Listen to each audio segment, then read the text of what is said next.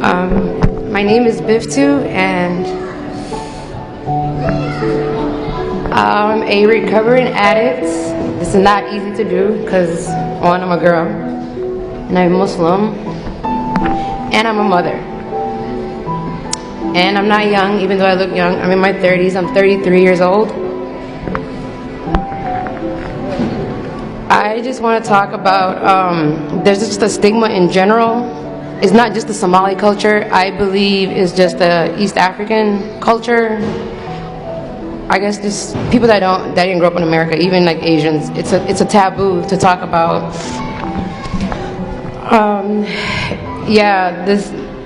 This topic in general is serious.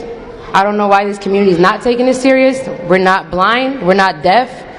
We see how many people we bury every week, and it's mainly due to substance abuse, even the murders. Nobody in their right mind is going to just get up and kill somebody. There's people killing their own friends because they're so high out of their mind, and then they wake up the next day like, did I do that? It's serious, you know? And then we think it's not our kid until your kid is dead or until your kid's in jail. And just how hard the community makes it to want to get help. I'm sorry, this is really hard, but nobody wants to be an addict. Nobody grows up and says, hey, I'm going to be a drug addict when I grow up. Nobody. We're not losers. We're human beings. We're Muslim. We're alive. We're here. But you guys just look at us like we're nobody, like we're not there, like you don't hear us, like you don't see us, knowing that your sons or daughter are probably just like us, but you don't want to admit to it. And like one of the brothers up here said, they won't even admit to their kid that overdosed. Like they're not even dealing with their own pain. Like that's how much of a taboo it is. Imagine as a mom burying your kid and then lying about why your kid died. You know how that would hurt as a mom? That hurts.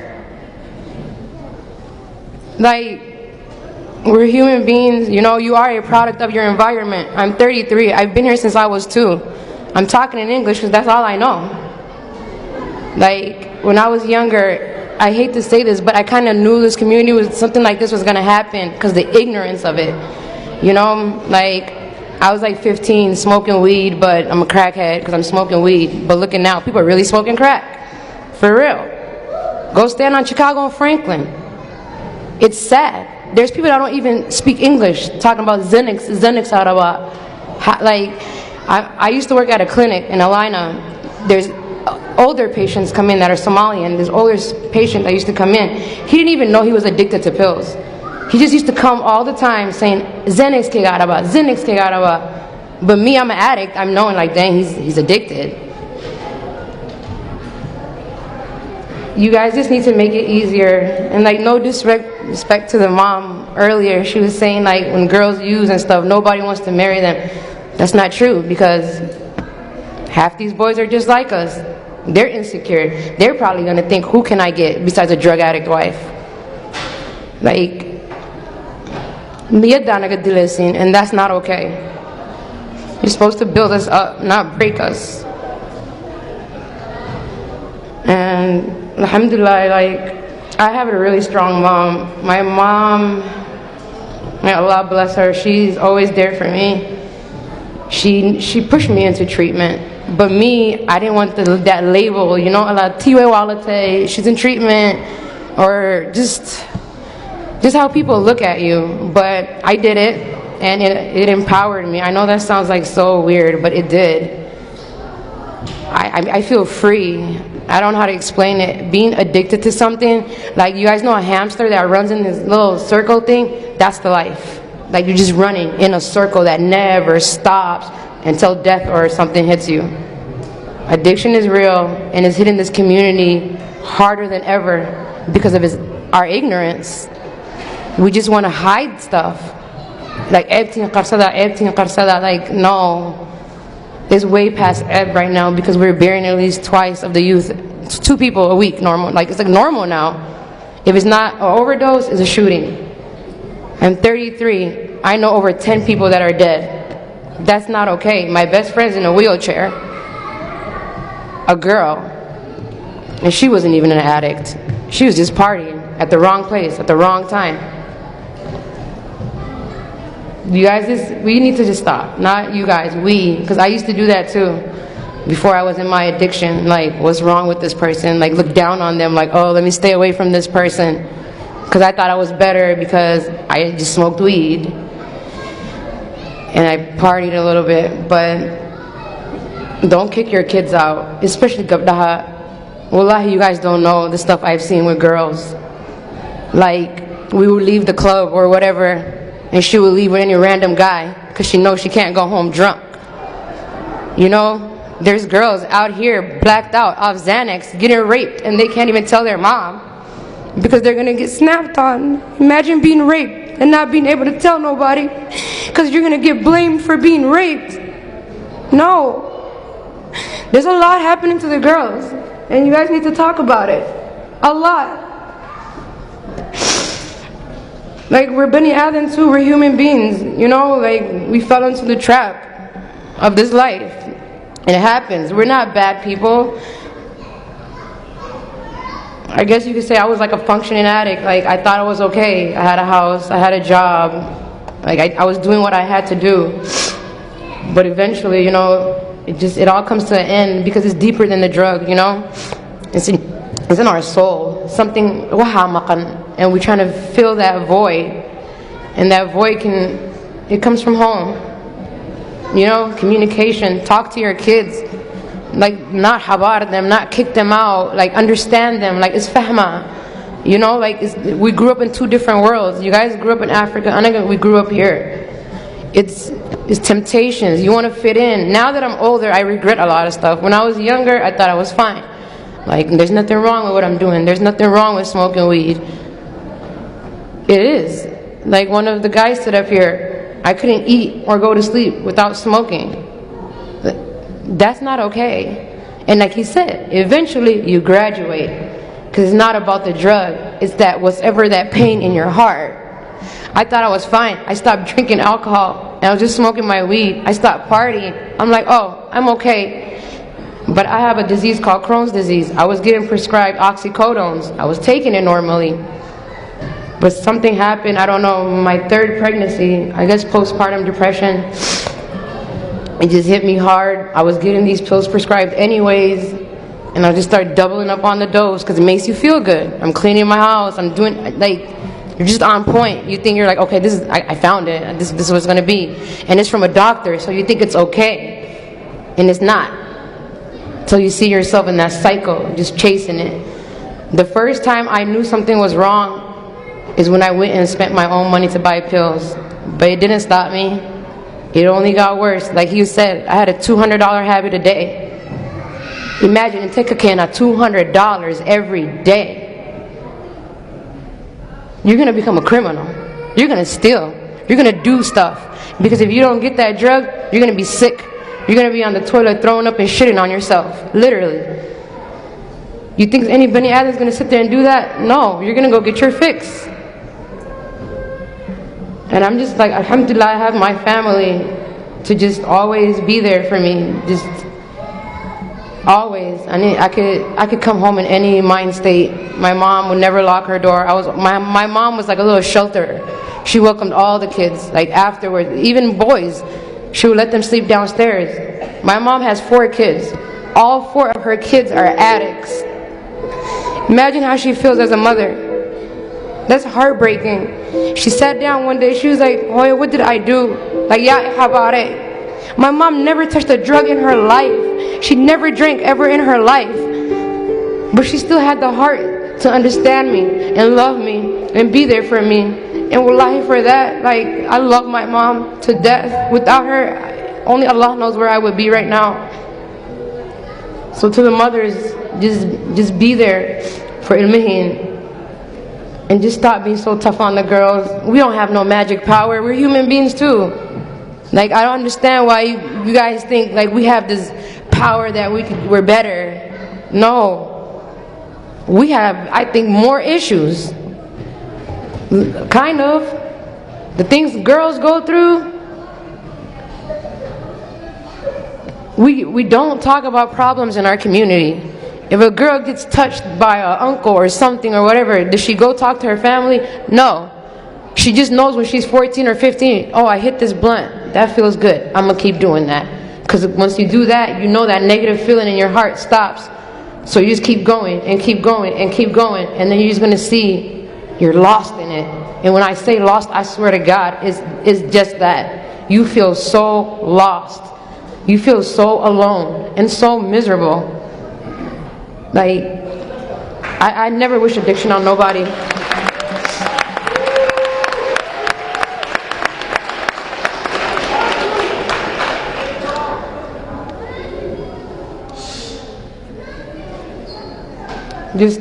I think people just really need to start listening to each other and stop judging less. Well, what did the judgment get us? Look at our community. I hate to say it, but when I was 15, I really kind of knew this was going to happen. People were just so ignorant. Like, oh, we're African, we're special. Why? Why are we special? Why? Why does substance abuse not touch us? Why do we think that? Why does mental illness not touch us? Like, we just think we're special? No. Mental illness is real, substance abuse is real, and they go hand in hand. Nobody's a drugisto. You just imagine, like, who wants to walk around literally just miserable, fiending for something, just dying, like, I need this, I need this. Who do you, like, anybody in their right mind, who want to live like that? But people are downing you every day, like you made a choice to live like this. Like, this is not a life we chose. It chose us. You don't realize that until you're older. And that's what I'm going through right now. A lot of regret. A lot of remorse. And then to the young kids, what I really want to say to the young kids, don't let, like, TV, right, and all these music videos and stuff, you know, Kawalo, like that song, Pop a Perk, and I get my stamina. Yeah, you're going to have stamina for like 30 minutes. And then what? This, for real, like, to the young kids, wallahi, this is not the path you guys want to go down. You do not want to imitate this life. What you guys see on TV is fake. Don't you see these famous people? They're rich, but they commit suicide. All the money in the world, but killing themselves. Because it's that void, that thing that's missing in your heart. Just a small, that's what I would say.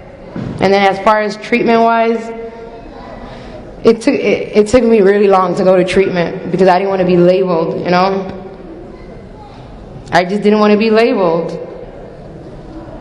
And I didn't want my pills to stop because if you go to treatment, you get on Suboxone and all of a sudden your pill stops, you know? But at a certain point, you gotta love yourself. You gotta love your mom. When I think about how much pain I caused my mom, it just makes me cry till this day. Well, I have the best mom in the world, but yet I caused her so much heartache.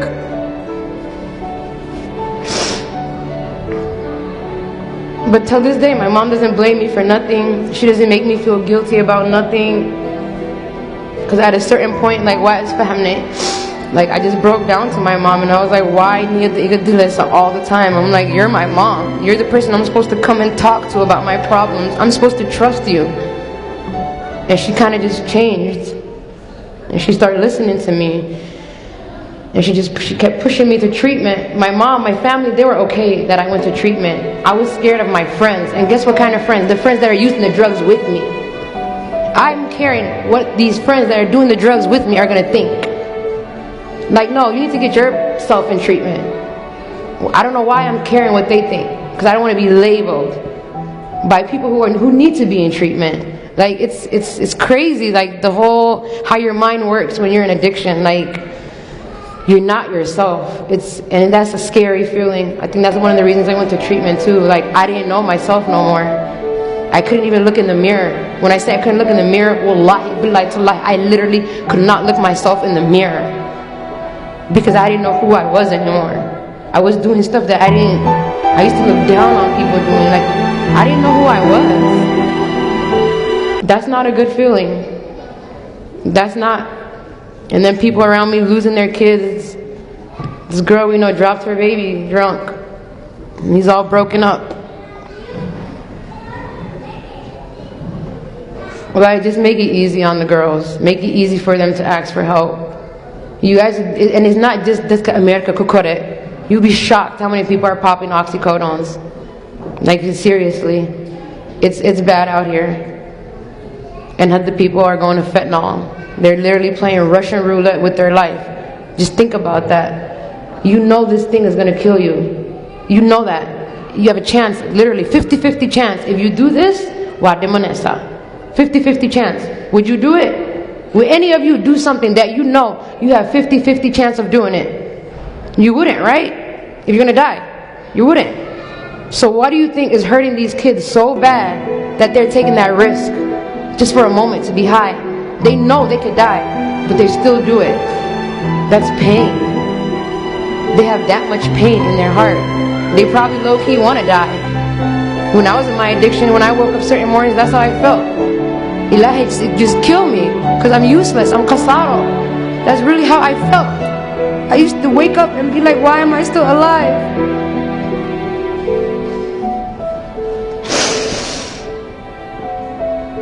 It's just painful, you guys. I know too many people that die that I'm close to. They shouldn't be dead. They didn't even make it to their 30th birthday.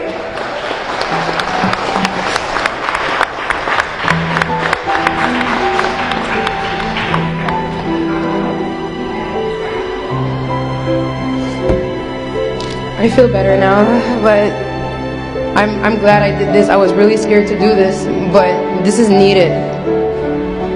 This is needed really bad. And I just wish more people would speak up and more people would talk. Because there's a lot of people. And it's sad. And then you guys want to know something else? What the drug dealers do to our community? They double the prices on the drugs on us. Do you guys know that? Because they know you're going to come out your pocket for that. That's how bad these kids want it. They get charged double what other races and stuff will. Because they know you're going to buy it. Ilmahan, they're hurting. And we need to help them. There's a lot of pain. And I know you guys know this. It hurts. When you're in middle school and you're talking to your friend and you're going to like, hey, we're going to have our kids, they're going to be friends, they're going to be like this and like that. And she or he never makes it to that age. That hurts. The friend that is alive, there's a lot of guilt. Like, why am I alive? Why is this person dead? And that makes you used too. I say seek help.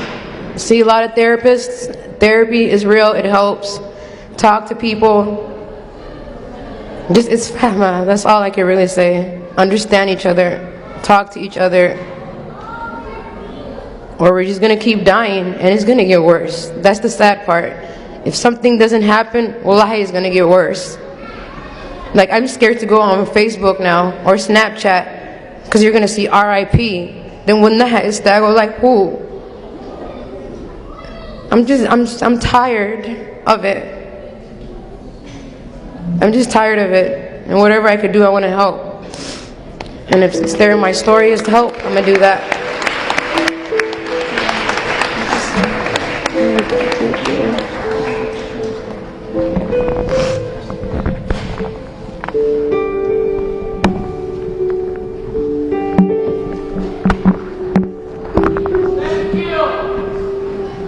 Another round of applause, please.